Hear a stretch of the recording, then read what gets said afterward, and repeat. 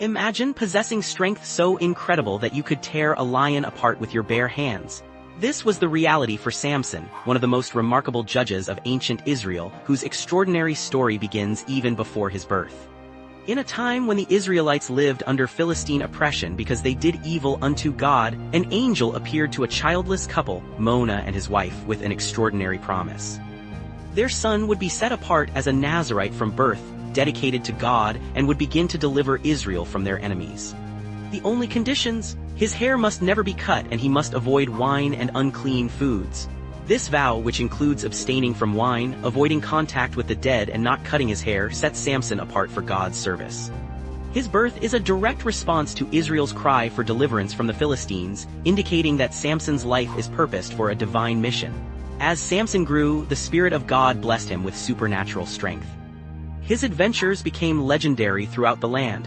He single-handedly slayed 1,000 Philistines with a donkey's jawbone. He caught 300 foxes, tied their tails together with torches and released them into Philistine fields, destroying their crops. When his enemies locked the city gates to trap him, he simply lifted the entire gate and carried it to the top of a hill. One of the most controversial choices Samson makes is his desire to marry a Philistine woman from Timnah. Despite his parents' objections, Samson insists, saying, "Get her for me, for she is pleasing to my eyes," Judges 14:3. This choice seems contrary to the Israelite law against intermarriage with pagan nations, Deuteronomy 7:3-4. However, the narrative reveals that his father and mother did not know that this was from the Lord, who was seeking an occasion to confront the Philistines, Judges 14:4. Here, Samson's personal desire aligns with God's sovereign plan to create conflict with the Philistines, setting the stage for their eventual defeat. Samson also had relationship with an harlot from Gaza before he met Delilah. The situation marked the decline in his concentration with his destined grace and purpose. Samson's birth is a direct response to Israel's cry for deliverance from the Philistines, indicating that his life is purposed for a divine mission. His story foreshadows the ultimate deliverer, Jesus Christ, who would save humanity from the bondage of sin.